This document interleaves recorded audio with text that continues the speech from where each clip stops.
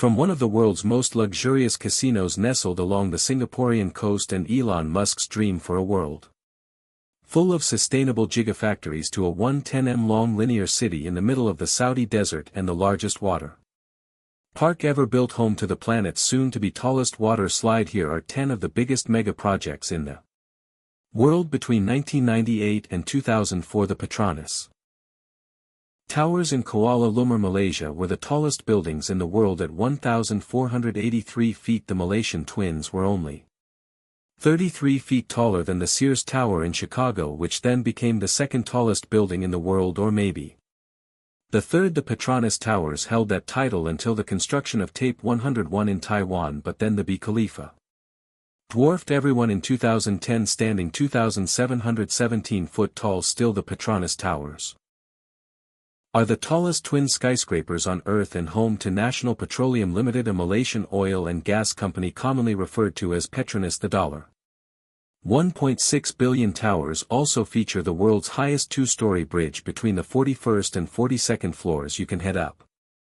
to the observation deck on the 86th floor for an even better view of the Malaysian skyline. Argentinian-American architect Cesar P.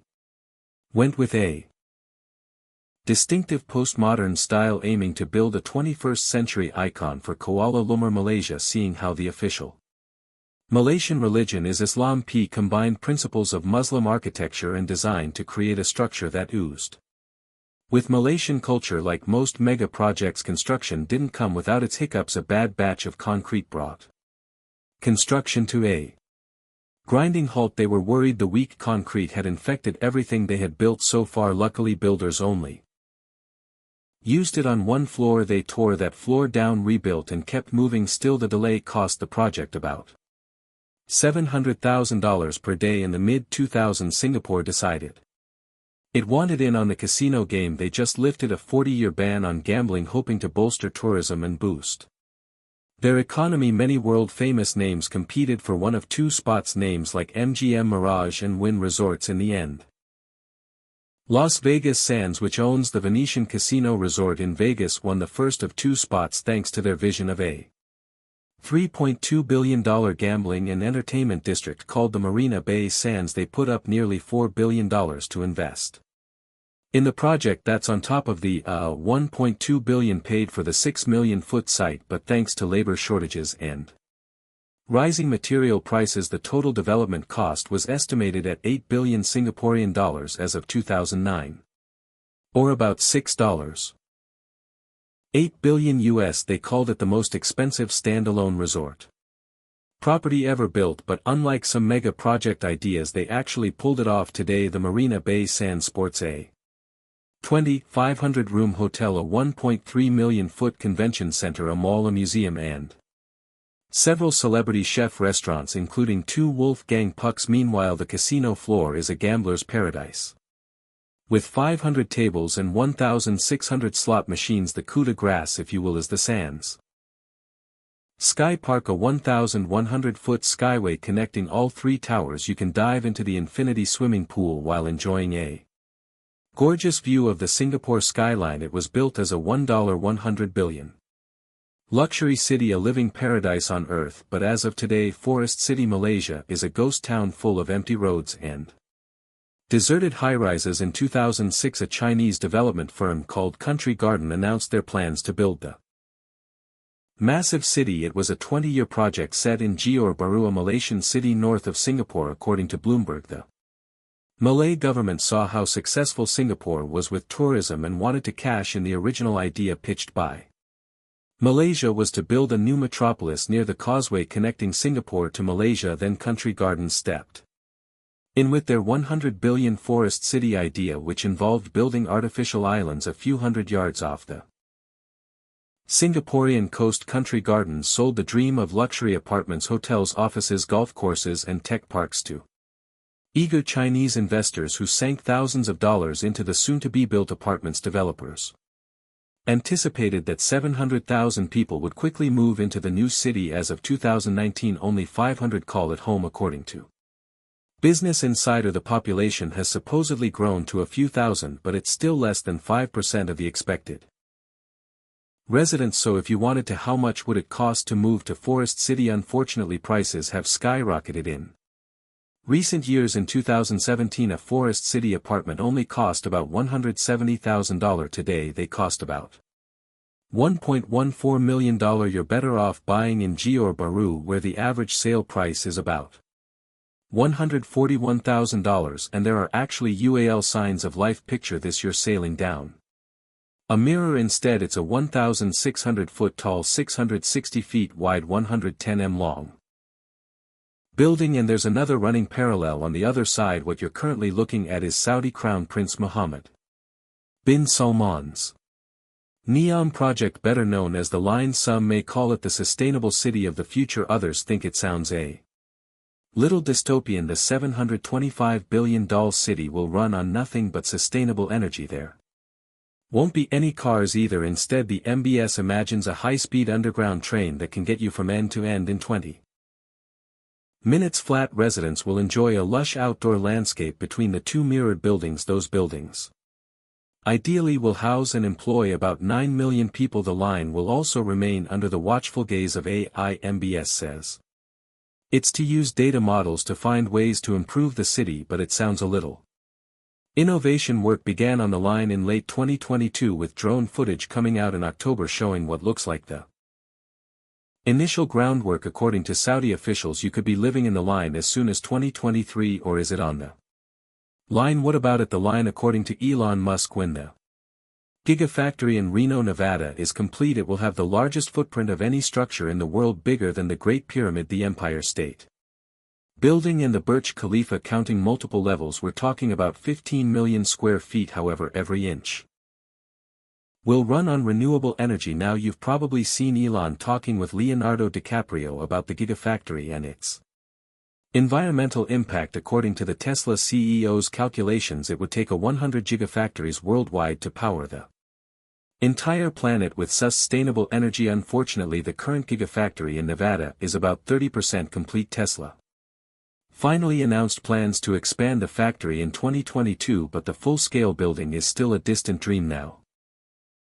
Elon's been thinking about the Gigafactory his whole life, but official plans didn't kick off until 2014, when Panasonic agreed to invest in the $5 billion project with a how. Figured out it was time to determine the where. Tesla several locations, never once thinking about northern Nevada, but after a little convincing and several private trips, Tesla finally settled on the Tahoe Reno Industrial Center, or TRIC. Now, while the Nevada factory is the biggest, it's not the only Gigafactory Tesla owns. Giga New York, located in Buffalo, focuses on power pack batteries and solar panels. Giga Texas, the company's newest factory in Austin, serves as Tesla HQ and acts as an assembly site for Model Ys, Model 3s, Cybertrucks and Cyber Semis. Two more Gigafactories exist outside the US, one in Shanghai, China, and the other in Berlin, Germany. Jubal, Saudi Arabia used to be an ancient fishing village on the Persian Gulf. It was full of deserted suburbs until the mid-1970s, when an American engineering company called the Bechtel Corporation broke ground on the largest industrial city in the world, spanning more than 687 square miles. Upon its completion, the new site contributed to about 7% of Saudi Arabia's total GDP. At the turn of the millennia, the Saudi royal family decided to expand operations in Jubal, and Jubal 2 was born, considered by many to be the world's largest civil engineering project. Jubal 2 sought to double the city's original size. The project provided housing for 120,000 new residents and built a brand new 18,000 student university. Today, Jubal is a major player in the global energy market, attracting the best and brightest tech and business minds across dozens of countries. When it's done, Jubal 2 could make them the major player during peak working seasons. The Jubal 2 project employs 20,000 workers per month. About $4 billion has been invested in infrastructure, which includes hundreds of miles of roads, water and waste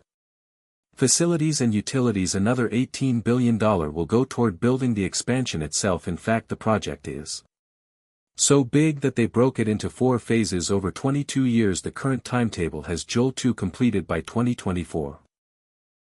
But we'll see if any pandemic-related setbacks push that completion date off a Bitluq is the second largest city in Qatar if you watch the 2022 World Cup finals. You might recognize Lusail Stadium, the largest of its kind in the Middle East. The Qatari government built the Lusail and 7 other stadiums specifically for the World Cup, costing about $6.5 billion. Some experts estimate Qatar spent some $200 billion over 12 years to make the World Cup happen in the first place, not to mention the countless human rights violations. According to Bloomberg, a chunk of that change went toward building Lusail City itself, a mega project that cost some $45 billion. The area was still a desert when Qatar won the World Cup bid in 2010. They wanted to have it finished before the event, but according to ESPN writer Mark Ogden, the city feels more like a dystopian scene straight out of a Christopher Nolan movie. When it's done, Lusail is expected to house about 450,000 people, including 250,000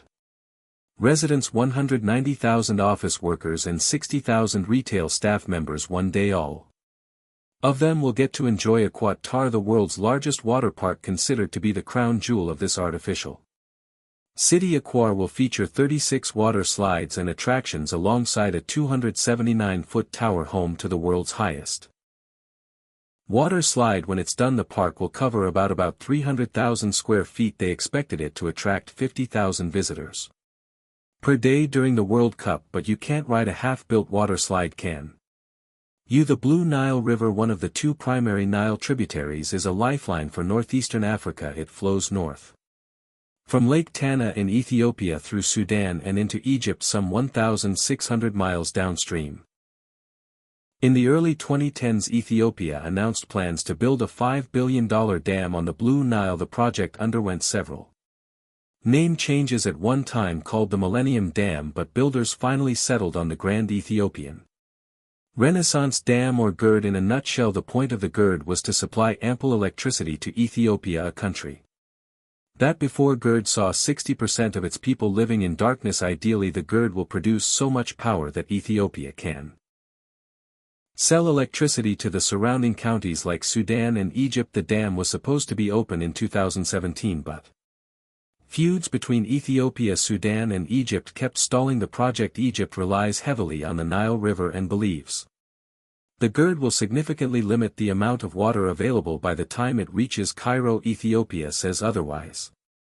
While Sudan has been stuck in the middle, Prime Minister Abiy Ahmed Ali cut the grand opening ribbon that summer. The GERD is officially the largest hydropower dam in Africa and ranks among the top 20 worldwide, right up there with the Three Gorges Dam in China. In January of 2008, the UK decided it was time to expand its nuclear energy capabilities. After some negotiations and budgetary conversations, the idea for Hinkley Point C was born, joining the ranks of Hinkley Points A and B. At the time, Hinkley B was the UK's most productive nuclear power plant, but it closed in August of 2022 due to old age. Thankfully, plans for Hinkley Point C were already underway, plans that now have a £25 billion price tag, but it wasn't always that expensive. EDF is the French energy company spearheading the project. They wanted to have the plant opened and operational by 2020-25, but several setbacks and a global pandemic kept pushing the completion date. According to the BBC, the limited number of workers